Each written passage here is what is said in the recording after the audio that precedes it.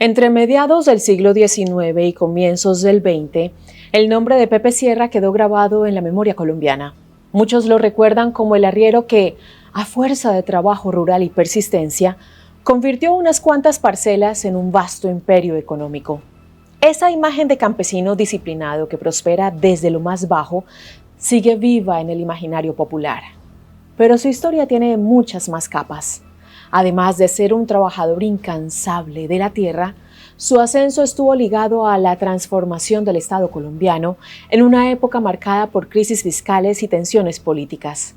Su historia es, en esencia, la de un personaje situado entre dos mundos, el de los oficios rurales y los remates fiscales, un mecanismo mediante el cual el gobierno de finales del siglo XIX obtenía recursos inmediatos a cambio de ceder temporalmente la administración de sus rentas. Bienvenidos a la historia de Pepe Sierra, el campesino que terminó ganándose el apodo de El Becerro de Oro. Ya saben que si les gusta este contenido, se pueden suscribir a mi canal y activar la campanita de notificaciones. De esta manera YouTube les va a avisar cuando suba un nuevo video. También me pueden seguir en mis diferentes redes sociales. Me encuentran en Instagram, Facebook, X y TikTok como @lachilito. Comenzamos.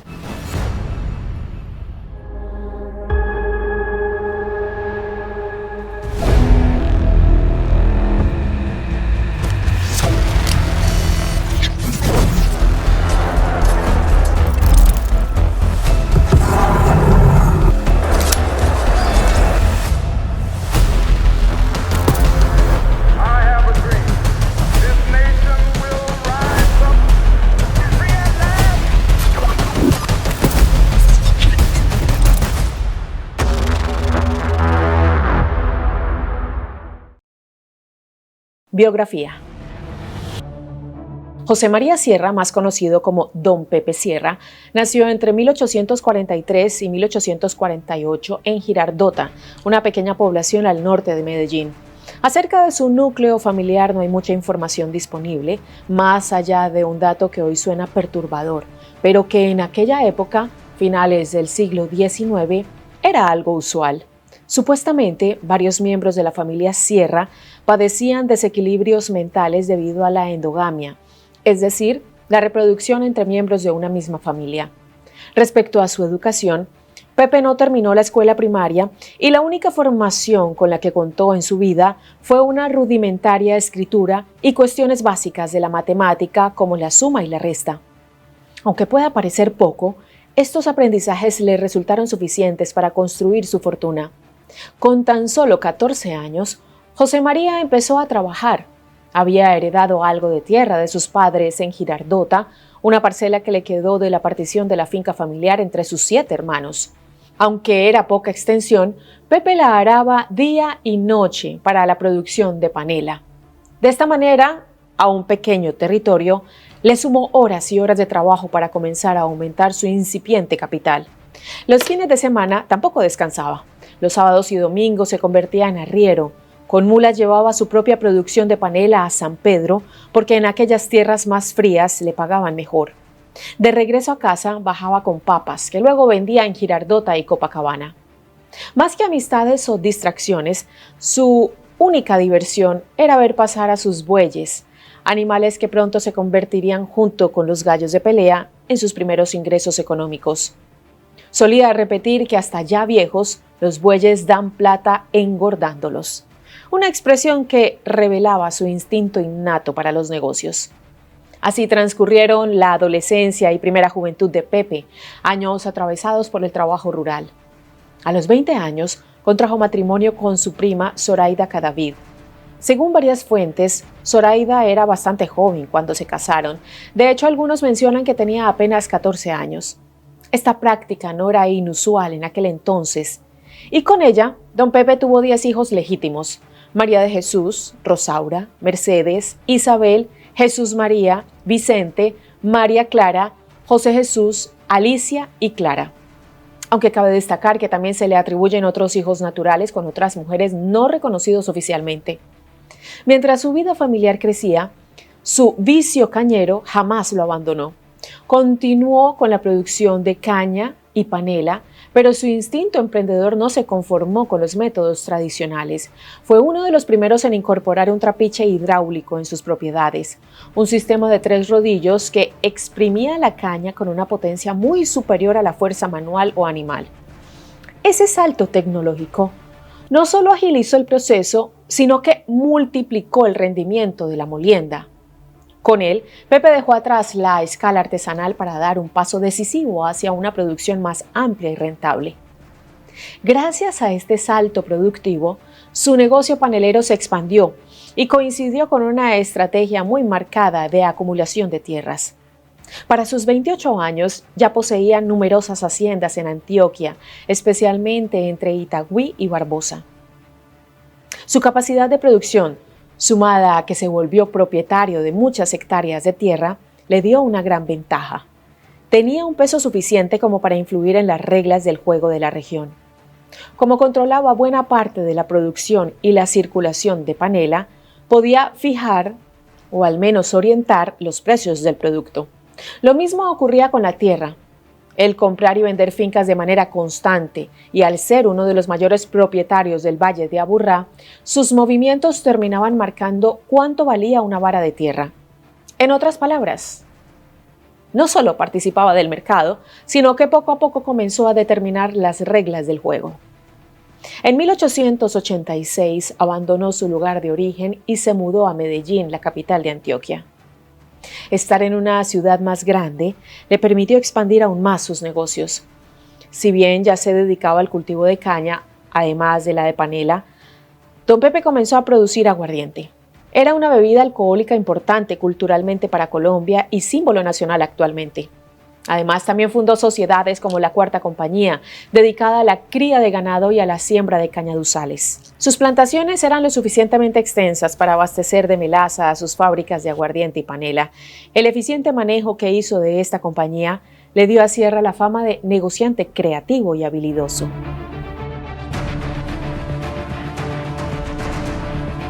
De arar el campo a convertirse en el rey de los remates.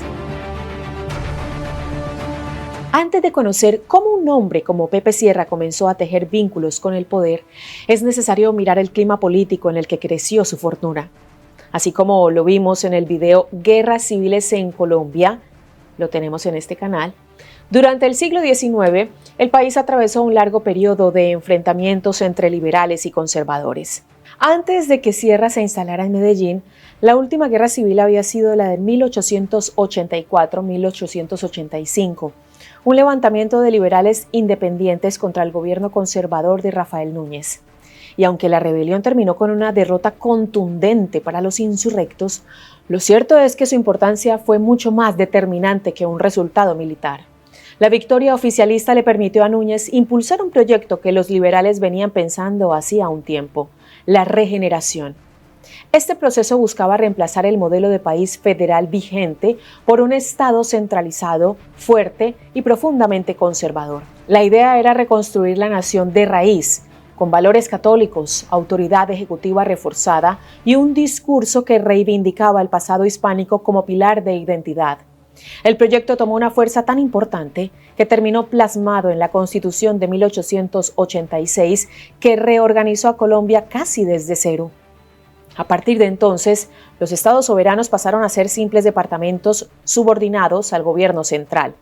Bogotá, la capital del país, concentró el poder político, militar y económico como nunca antes. Esta constitución se mantuvo por casi un siglo, una muestra de cuán profundo y duradero fue el giro político que impulsó el gobierno conservador. Pero la regeneración no fue solo un proyecto político, fue también la respuesta a una crisis fiscal que venía acrecentándose década tras década.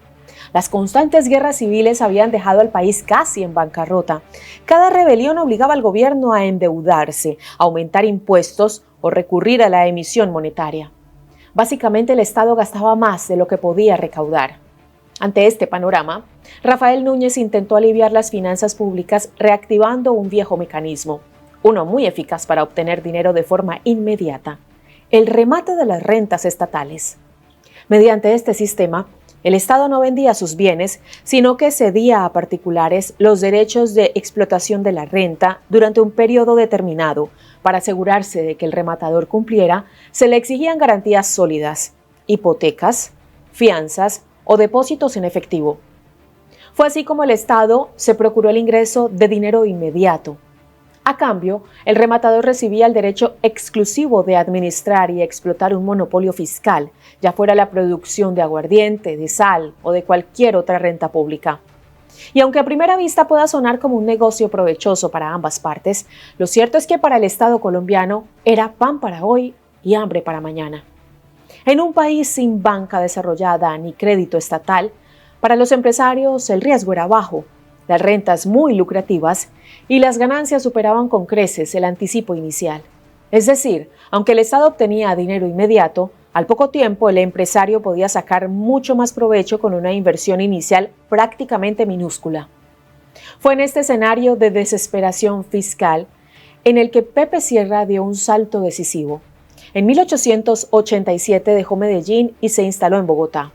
El arado de tierra y la producción de panela y aguardiente dejaron de ser su ingreso principal y pasó a ser uno de los rematadores y prestamistas más importantes del país.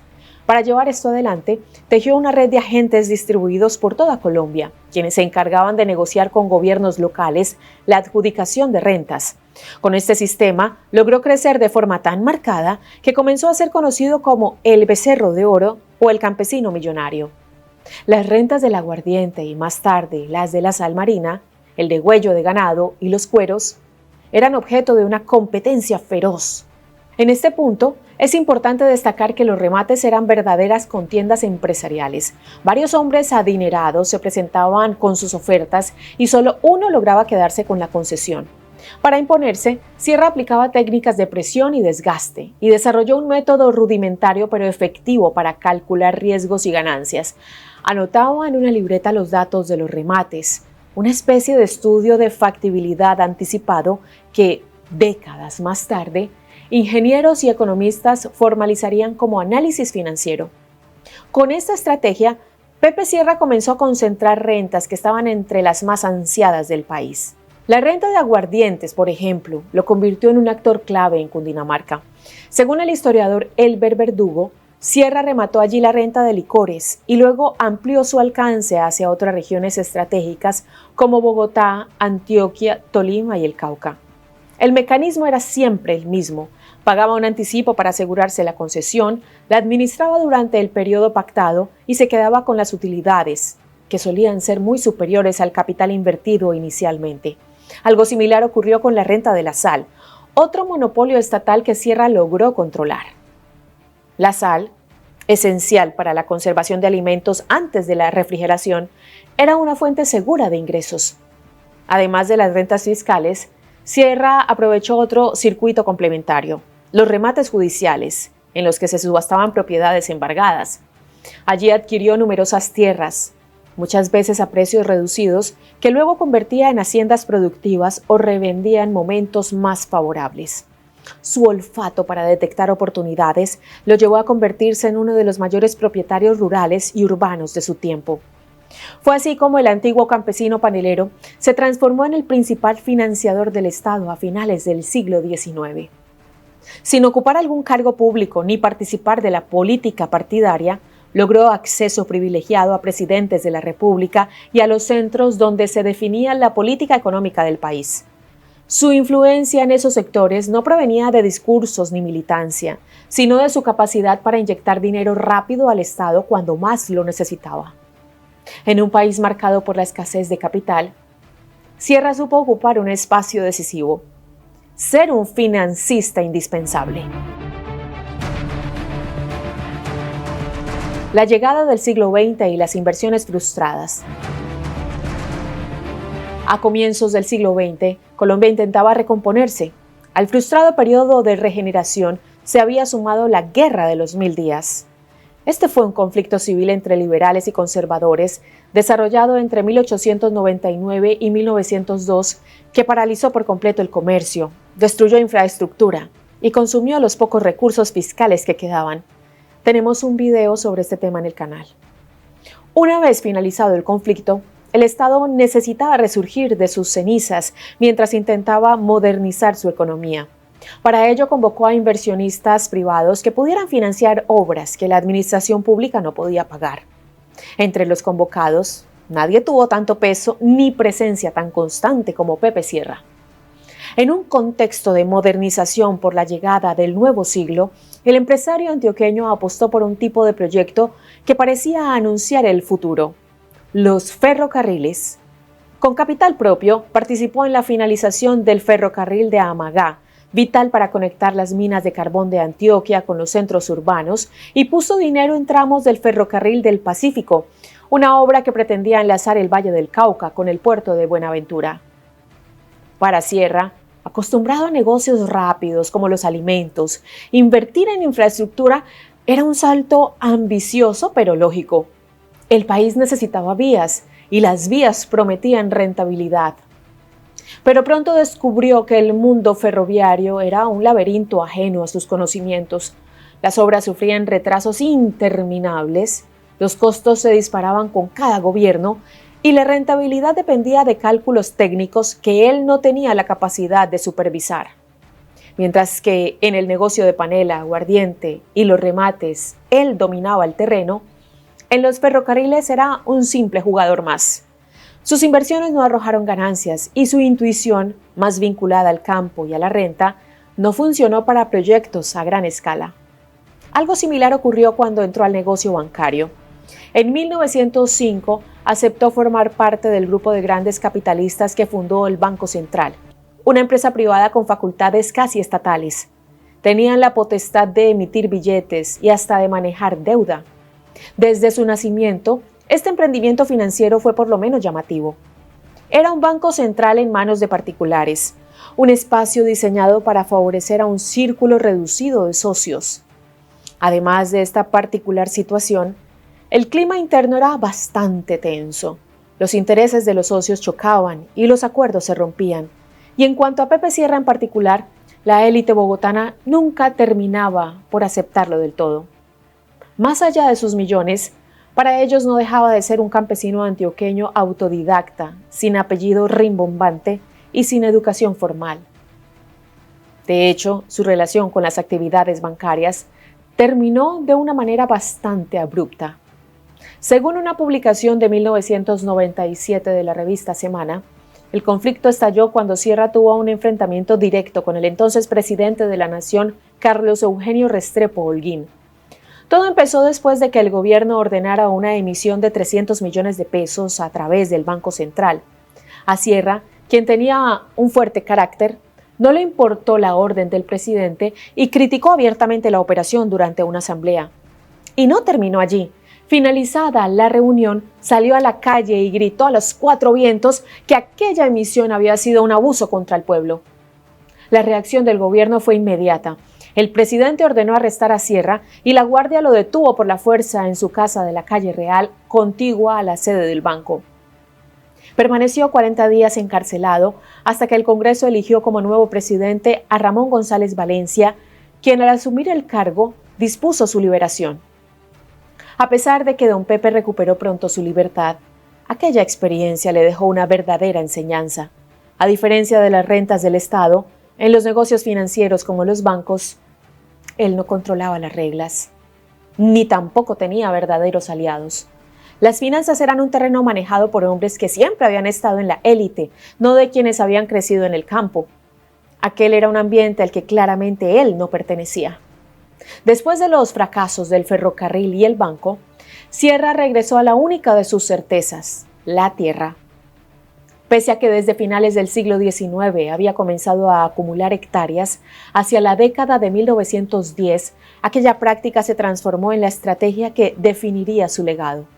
Con su capital acumulado durante los tiempos de rematador, adquirió haciendas por remates judiciales, ventas a precio de saldo o liquidaciones provocadas por crisis locales. Así acumuló propiedades inmensas en Nemocón, Zipaquirá, Sopó y sobre todo en el Chicó, una zona entonces rural que con el tiempo se convertiría en el eje del desarrollo urbano del norte de Bogotá, la capital del país. Sin proponérselo, Sierra anticipó el crecimiento de la capital, Compró hectáreas baratas, las mantuvo sin explotarlas demasiado y dejó que el mercado urbano hiciera el resto. A diferencia de otros empresarios de su tiempo, nunca incursionó en el café ni en el comercio exterior. Tampoco se dejó seducir por industrias o manufacturas complejas. Su fórmula era simple. La verdadera riqueza estaba en la propiedad. Los bancos podían quebrar, los ferrocarriles dejar de andar, el Estado cambiar de administración, pero la tierra siempre estaba allí. Conclusión. Pepe Sierra murió en 1921 en Medellín a los 74 años de edad.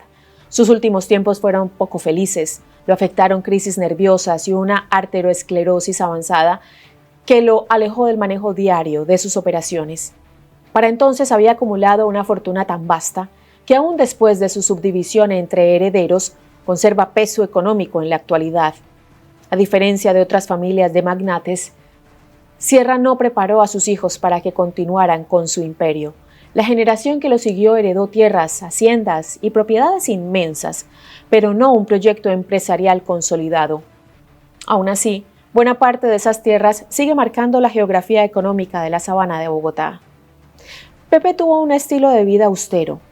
A pesar de haber sido el hombre más rico de Colombia, evitó los lujos, desconfió de lo superfluo, y aunque para muchos tenía fama de tacaño, él veía al ahorro como un valor fundamental.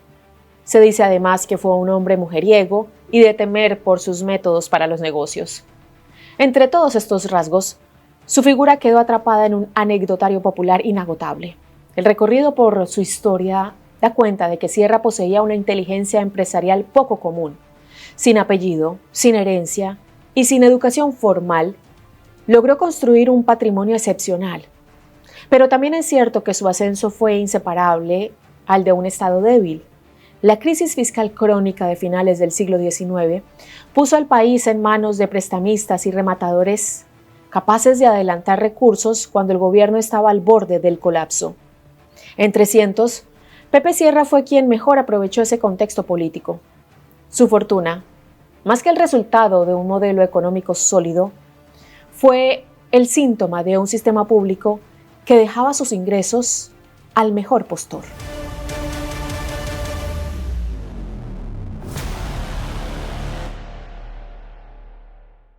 Tenemos aquí nuestra hermosa Lupita que los quiere saludar y les quiere agradecer a todos por haber llegado hasta el final del video y conocer estas historias fascinantes de nuestro país. Los invitamos para que se suscriban a mi canal, activen la campanita de notificaciones y de esta manera YouTube les va a avisar cuando suba un nuevo video. También me pueden seguir en mis diferentes redes sociales. Me encuentran en Instagram, Facebook, X y TikTok como @lachilito. Queremos enviarle un saludo muy especial a nuestros suscriptores y también a los miembros del canal. Hoy vamos a saludar de manera especial a Davis Javier Estrada Mejía. Davis, gracias por ser miembro de nuestro canal. Te mandamos un abrazo enorme de parte de mi equipo de trabajo, de Lupita y yo. Besos para todos, que tengan una feliz semana. Nos vemos el próximo domingo. Bye bye.